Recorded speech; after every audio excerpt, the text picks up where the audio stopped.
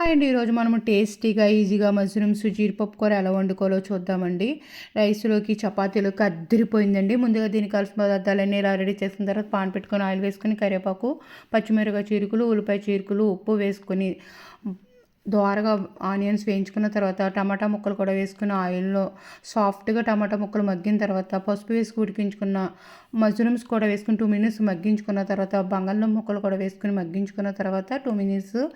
5 minutes ఉడికించుకున్న జీడిపప్పులు కూడా వేసుకొని కలుపుకున్న తర్వాత 1 స్పూన్ అల్లం వెల్లుల్లి పేస్ట్ కూడా వేసుకొని పచ్చివాసన లేకుండా దోరగా వేయించుకున్న తర్వాత పసుపు 2 స్పూన్లు కారం కూడా వేసుకొని కలుపుకున్న తర్వాత 1/2 స్పూను జీలకర్ర పొడి, స్పూనున్నర ధనియాల పొడి, 1/2 స్పూన్ ఓలు గరం మసాలా పొడి కూడా వేసుకొని కలుపుకున్న తర్వాత